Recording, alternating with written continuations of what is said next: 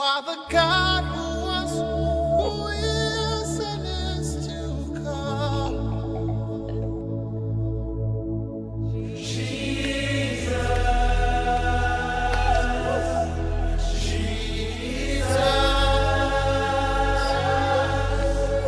And in you I trust. My life is in your hands, Jesus. You are the miracle walking God, and you are Yahweh. You are Yahweh. Béni soit le grand Dieu des cieux par son Fils bien-aimé, le Seigneur Jésus-Christ, notre espérance. Quant à vous, que sa bénédiction soit sur vos familles et sur vos nations, dans le précieux nom de son Fils. Nous savons que l'Éternel Dieu, il aime les familles des peuples, il aime les hommes, il aime les nations, il aime toute sa créature. Que son saint nom donc soit béni par Jésus-Christ, notre Sauveur. Alors, nous sommes à la 3e émission concernant notre étude sur le sermon sur la montagne, aussi appelé en hébreu Ha-Hadrasha al-Aha. Ha-Dracha al-Aha, le sermon sur la montagne. Alors, nous allons aujourd'hui continuer la lecture avec Matthieu chapitre 5 à partir du verset 16. Matthieu 5 à partir du verset 16 jusqu'au verset 20. Celui donc qui supprimera l'un de ses plus petits commandements et qui enseignera aux hommes à faire de même sera appelé le plus petit dans le royaume des cieux. Mais celui qui les observera et qui enseignera à les observer, celui-là sera appelé grand dans le royaume des cieux. Car je vous l'ai dit, si votre justice ne suit pas celle des scribes et des pharisiens, vous n'entrerez point dans le royaume des cieux. Il faut se mettre à l'idée que c'est à ses disciples que le Seigneur s'adresse, non pas à la foule. Et ses disciples étaient des hommes et des femmes dont les noms étaient déjà écrits dans le royaume des cieux et surtout dans le livre de vie de l'agneau. Donc le Seigneur s'adresse à des hommes et des femmes qui l'ont fait allégeance, qui croient en sa personne et qui savent qu'il est leur avocat auprès de Dieu le Père. Donc il ne s'adresse pas à des hommes et à des femmes qui croient pouvoir se sauver eux-mêmes par leur propre justice, mais à des hommes qui lui font confiance pour avoir la justice de Dieu qui permet à l'homme d'éviter le jugement éternel et la condamnation. Et maintenant, le Seigneur, il veut amener ses disciples à un vrai disciple, à une maturité réelle. Il veut les élever à atteindre le standard de l'homme et de la femme qui est un vrai disciple du royaume de Dieu. Et donc, il va les livrer, il va leur donner les enseignements concernant ce royaume, les principes de ce royaume et la justice de vie de ce royaume. Et là, le Seigneur, il commence à souligner l'importance, en ce qui concerne le royaume de Dieu ou le royaume des cieux, l'importance des plus petits commandements que nous pouvons trouver dans toutes les Saintes Écritures, dans toute la Bible, passant par la loi de Moïse, les prophètes, les psaumes, pour venir au niveau du Nouveau Testament, les évangiles, les épîtres, l'Apocalypse. Donc, le plus petit des commandements, eh bien, pour ceux qui comprennent la vie dans le royaume et la vie du royaume, ils sont appelés à prendre garde à l'un de ces plus petits commandements que l'on peut trouver dans les Saintes Écritures, non seulement à ne pas les violer, ces commandements, ces plus petits commandements, mais aussi à ne pas enseigner aux hommes de les supprimer, de les annuler ou de passer outre. Alors, on voit que cet enseignement du Seigneur, cette déclaration du Seigneur Jésus, ce n'est pas comme ça que nous raisonnons et que nous voyons les Saintes Écritures. Voilà. Nous supprimons beaucoup de commandements de la parole de Dieu sous prétexte que nous sommes dans l'Ancien Testament ou encore sous prétexte que le Seigneur, il regarde au cœur, mais qu'il ne regarde pas à l'aspect physique, il ne regarde pas l'aspect externe. Donc, nous avons beaucoup de raisons subjectives de supprimer les commandements du Seigneur. Mais il dit, celui donc qui va supprimer l'un de ses plus petits commandements et qui va enseigner à les supprimer, alors qu'il sache dès à présent qu'il sera appelé le plus petit dans le royaume de Dieu. Mais celui qui va être grand dans le royaume, contrairement à nos pensées, celui qui va être grand, ce sera quelqu'un, comme dit le Seigneur, qui observe même le plus petit des commandements des Saintes Écritures et qui enseigne aussi les autres à mettre en pratique ces plus petits commandements. Donc la grandeur dans le royaume dépend de tout le sérieux que nous mettons à observer même les plus petits commandements des Saintes Écritures. En tout cas, si vous croyez que le Seigneur Jésus, ce qu'il a dit, ce qu'il a enseigné est la vérité, et que ce n'était pas un plaisantin qui disait les paroles juste pour s'en débarrasser, et qu'en enseignant, il s'attend à ce que ces enseignements soient mis en pratique, je ne vois pas comment vous ne prendriez pas au sérieux ces déclarations concernant les plus petits commandements et notre attitude vis-à-vis de ces commandements. Il faut les observer si nous voulons être grands dans le royaume. C'est dommage combien d'hommes et de femmes se sont faits petits ou se font petits par leur négligence et leur mépris des plus petits commandements des Saintes Écritures. Donc on voit qu'il y a beaucoup de bonheur, mesdames, messieurs, de se discipliner par rapport au royaume en mettant en pratique les commandements du Seigneur. Alors, et il dit, la suite, je vous le dis, si votre justice ne surpasse celle des scribes et des pharisiens, vous n'entrerez point dans le royaume des cieux. Ici, il est question d'entrer dans le royaume des cieux, encore le royaume de Dieu, qui n'est pas le paradis. Voilà, le royaume des cieux, le royaume de Dieu, c'est le règne de Jésus-Christ sur terre. Voilà. Donc, si nous voulons avoir de l'autorité, d'abord l'entrée, si nous voulons entrer dans le règne du Seigneur Jésus-Christ qui vient, et avoir de l'autorité dedans, avoir un rang dans ce royaume, eh bien, qui va avoir lieu sur cette terre, je ne fais que répéter, parce que nous croyons que le royaume des cieux, c'est au ciel, le royaume de Dieu, c'est au ciel. Non, le royaume de Dieu, c'est une expression, c'est un idiome sémitique, un idiome juif, voilà, qui veut dire simplement le règne de Dieu sur terre par son Fils Jésus-Christ. Donc, si nous voulons participer à ce royaume, eh bien, et nous voulons avoir l'autorité, un rang dans ce royaume-là, si nous voulons y avoir une récompense, eh bien, il faut que nous pratiquions sur cette terre une justice dans le comportement, dans les œuvres, dans la miséricorde, dans les bonnes actions, qui dépasse ce que les pharisiens faisaient déjà à leur époque. Les pharisiens faisaient beaucoup de bien. Par exemple, le Seigneur dit qu'il donnait la dîme de la nette, du cumin et la menthe. Il donnait la dîme même des herbes. Il donnait la dîme de tout.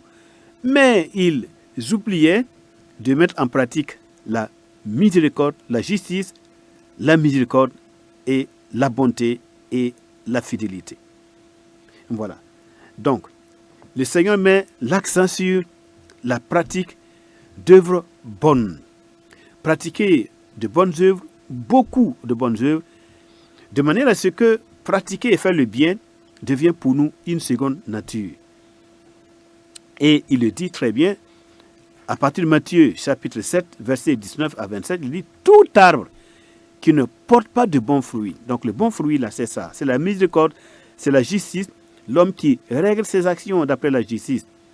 Voilà. L'homme qui pratique la miséricorde et la bonté et la fidélité, comme l'enseigne aussi le sermon sur la montagne, alors c'est ça le fait de porter de bons fruits. Donc tout arbre qui ne porte pas de bons fruits, l'arbre ici c'est une analogie pour l'homme, c'est pour symboliser l'homme. Donc on peut dire tout homme qui ne porte pas de bons fruits est coupé, ou encore tout disciple ou tout homme qui confesse le nom de Jésus-Christ, tout chrétien qui ne porte pas de bons fruits est coupé et jeté au feu. Puisque l'arbre ici est mis pour s'adresser à nous, mais de manière allégorique et métaphorique. C'est donc à leurs fruits que vous les reconnaîtrez. Voilà. Il faut forcément le fruit pour être identifié comme appartenant au royaume ou comme non appartenant au royaume. Le fruit. Ceux qui me disent Seigneur, Seigneur, n'entreront pas tous dans le royaume des cieux, mais celui-là seul qui fait la volonté de mon Père qui est dans les cieux. Donc ceux qui me disent Seigneur, Seigneur, ceux qui ont accepté Christ comme Seigneur, selon ce que dit l'Écriture, si tu confesses de ta bouche le Seigneur Jésus, et si tu crois dans ton cœur que Dieu l'a ressuscité des morts, tu seras sauvé. Donc voilà des hommes qui ont fait cela, qui ont accepté Christ comme le Seigneur et leur Sauveur, mais il est dit, ce ne sont pas eux tous qui vont entrer dans le royaume. Voilà, ce n'est pas eux tous qui pourront participer au règne glorieux de Jésus-Christ sur la terre. Parce que là, il s'agit d'un règne. Quand on dit règne, c'est-à-dire que c'est une récompense que Dieu fait, non seulement à son Messie, à son Fils, qui, pour ce règne, pour mériter d'être le roi de ce royaume de 1000 ans qui vient, il s'est donné en sacrifice, il a souffert la croix. Nous savons que c'est pour les récompenses, pour être récompensé, d'être l'héritier, le seul héritier du royaume de David, le seul héritier de Dieu le Père sur terre. C'est pour cela qu'il a accepté toutes ses souffrances à la croix, même souffrir jusqu'à la mort. Et en plus, du même coup, ces souffrances aussi nous donnent la vie éternelle. Par sa mort, il pardonne nos péchés, il nous rachète de toutes nos iniquités, il nous lave devant la justice de Dieu, il nous baigne dans la justice de Dieu, il nous révèle de sa justice pour que nous échappions à tout jugement et à toute condamnation devant Dieu le Père. Donc il y a les deux objectifs de sa mort et de sa résurrection. Pour le royaume et pour notre justification. Il a souffert la croix parce qu'il savait qu'après la croix, il allait être intronisé. Et on voit le prophète Daniel qui le voit dans Daniel chapitre 7, à partir du verset 13 au verset 14. Il voit celui qui descend des cieux, voilà, sur les nuées du ciel, semblable à un fils de l'homme, qui s'avance vers l'ancien des jours, Atik-Yomin, et qui reçoit la domination, le règne et la gloire. Voilà, donc c'est l'intronisation du Messie, de Jésus-Christ, à son retour sur cette terre, sur le trône de son Père, à Sion, voilà, à Jérusalem, son intronisation comme roi d'Israël, mais aussi comme roi des rois, Seigneur des seigneurs. Du reste, c'est ce que l'ange aussi avait annoncé, lorsque l'ange a dit, tu l'appelleras du nom de Yeshua, Jésus, car c'est lui qui sauvera son peuple de ses péchés. Il sera appelé grand, fils du Dieu très haut, et le Seigneur Dieu, le très haut, lui donnera le trône de David, son père. Il régnera sur la maison de David, son père, sur la maison de Jacob, et son règne n'aura point de fin. Donc on voit qu'il est à la fois Yeshua, le sauveur, le Dieu du salut, qui nous sauve par sa mort, mais il est aussi celui qui doit être grand, qui est grand, et qui doit être intronisé sur le trône de David, son père, sur la maison de David, la maison d'Israël, la maison de Jacob, pour régner éternellement. Donc, il y a à la fois le salut et le royaume. Donc, pour entrer dans le royaume messianique qui vient, ce ne sont pas tous ceux-là qui vont l'accepter comme Seigneur et comme Sauveur, mais ceux-là qui vont au-delà de cela, au-delà de l'avoir accepté comme Seigneur et Sauveur, qu'est-ce qu'ils font? Ils font la volonté de son Père qui est dans les cieux. Alors, de la même manière que la Torah de Moïse contient l'expression de la quintessence même de la volonté de Dieu, sa justice, sa nature, sa justice. De la même manière, le sermon sur la montagne contient l'expression ultime de la quintessence même de la justice de Dieu. Parce que le sermon sur la montagne et le fond, la quintessence de l'enseignement de la Torah, c'est pratiquement la même chose. C'est exactement cela. Voilà. C'est exactement ça. C'est l'expression de la justice immuable et éternelle du Dieu infini, du Dieu inamovible, du Dieu immortel et glorieux. Donc, voyons-nous, il est tellement important de faire la volonté de Dieu le Père, de pratiquer justement le sermon sur la montagne, voilà, de manière à porter du fruit pour que le Père nous rende aussi dignes de régner avec son Fils sur la terre. L'Écriture le dit aussi, par la bouche de l'apôtre, par la plume de l'apôtre Paul, il dit, si nous souffrons avec lui, nous régnerons aussi avec lui. Il ne dit pas, si nous souffrons avec lui, nous allons être sauvés. Non, notre souffrance ne nous donne pas le salut.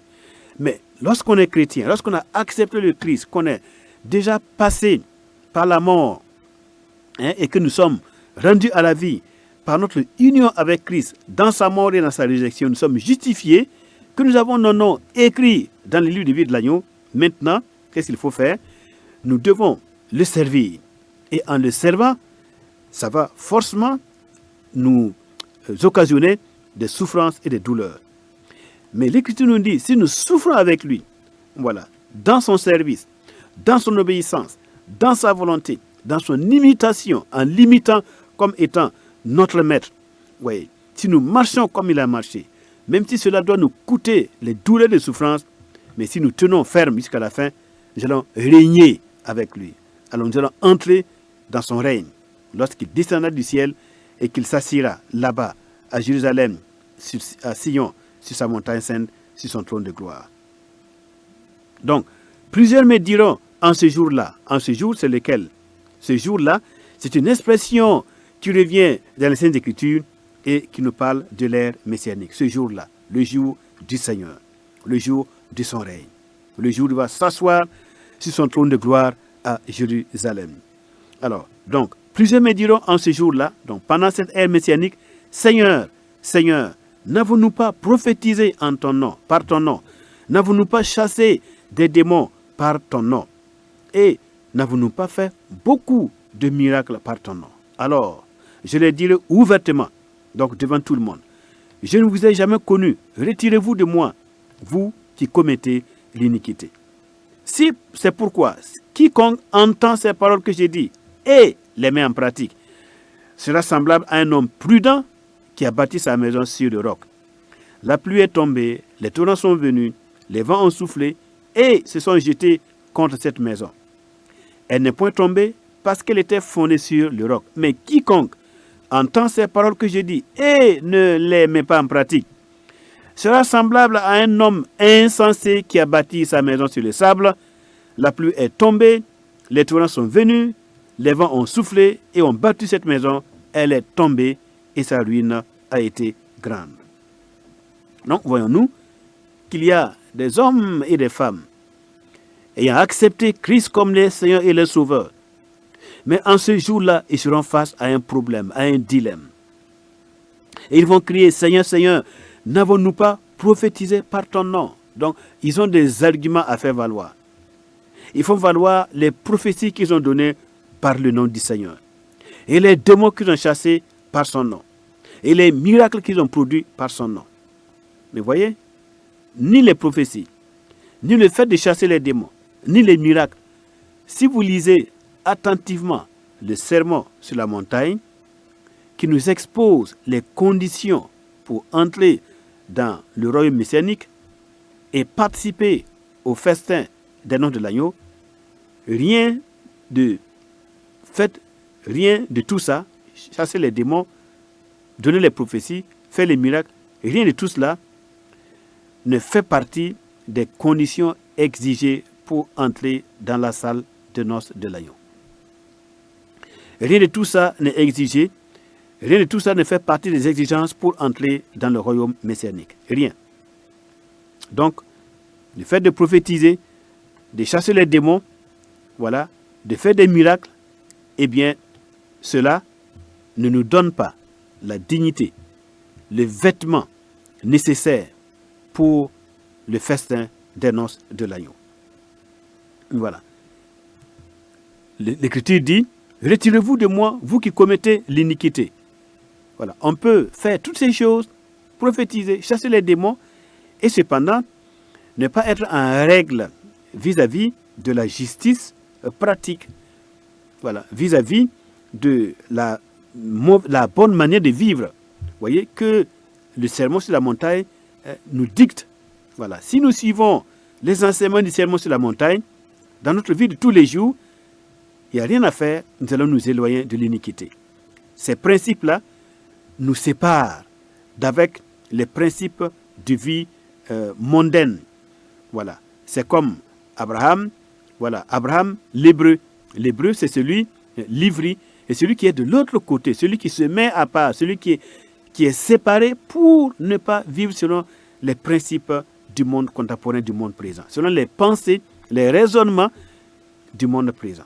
Voilà. Donc, si nous mettons en pratique réellement le sermon sur la montagne, nous allons être sanctifiés, nous ne pratiquerons pas l'iniquité et donc nous pourrons participer au règne messianique.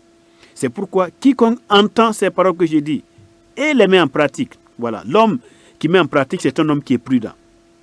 L'homme qui met en pratique le sermon sur la montagne et tous les principes qui y sont. Mais l'homme qui ne met pas en pratique les enseignements contenus dans le sermon sur la montagne est un homme imprudent, un homme insensé. Et alors, qu'est-ce qui va se passer? Sa maison ne va pas résister lorsque les jugements eschatologiques, les jugements à venir de Dieu, voilà, lorsque les jugements à venir de Dieu vont être manifestés, eh bien, il ne pourra pas supporter. Voilà, donc sa demeure ne tiendra pas. Et ce sur quoi il s'appuie pour se justifier devant Dieu, ça ne sera pas pris en compte. Tout va s'écrouler comme quelqu'un qui a bâti sa maison sur les sables. Et alors, ce sera une grande perte. Une grande perte d'avoir cru au Seigneur, d'avoir son nom écrit dans le livre de vie pour participer à l'arbre de vie dans le royaume, dans le règne glorieux du Père qui vient, vous voyez, dans les tabernacles de Dieu avec les hommes, dans Apocalypse 21 22, mais on n'a pas eu la grâce de participer au règne glorieux de Jésus-Christ sur la terre, règne pendant lequel le Seigneur va révéler la splendeur glorieuse de son règne, règne pendant lequel, eh bien, l'homme atteindra sa stature parfaite. L'homme sera rempli parfaitement, totalement, entièrement du Saint-Esprit, puisque vous savez, dans les temps d'aujourd'hui, l'Écriture nous le dit, nous avons reçu l'Esprit comme juste un lenga, vous voyez, comme une prémisse. Mais lorsque le Messie sera là, nous serons entièrement remplis du Saint-Esprit et rien ne nous sera plus impossible. Et nous allons baigner dans la puissance du Seigneur. Dans sa volonté, nous serons tellement unis au Seigneur. Nous serons des êtres de lumière, des êtres de gloire dans sa présence. Et alors, nous serons avec lui pendant tout son règne. Et après son règne messianique, il remettra le royaume à son Père. Et alors, nous allons passer du monde messianique au monde éternel, au monde de l'éternité. Et là, en ce moment, nous serons dans le tabernacle de Dieu avec les hommes. Nous serons dans ce tabernacle-là, dans son Saint-Temple, la Jérusalem qui descend d'en haut et qui est établie sur une nouvelle terre. Voilà, établie sur une nouvelle terre que Dieu le Père aura créée. Alors, mesdames, messieurs, il y a beaucoup de bonheur pour tout être humain, particulièrement pour tout chrétien, de chercher à être aujourd'hui un vrai disciple. Parce que notre avenir eschatologique, notre avenir, notre demain, notre lendemain, ouais, ce que nous serons dans les temps à venir, ce que nous serons dans les temps annoncés par les prophètes, ce que nous serons dans l'ère messianique dépend de la qualité de notre obéissance aux règles établies par le Seigneur dans le sermon sur la montagne. Mesdames, messieurs, il nous faut revenir étudier le sermon sur la montagne pour devenir des vrais disciples, prêts non seulement pour le ciel, prêts non seulement pour le paradis, mais aussi et surtout pour participer au règne messianique et entrer dans la salle du festin des noces par l'honneur, par la gloire de Jésus-Christ, pour l'honneur et la gloire du Seigneur. Que Dieu vous bénisse Merci et à bientôt.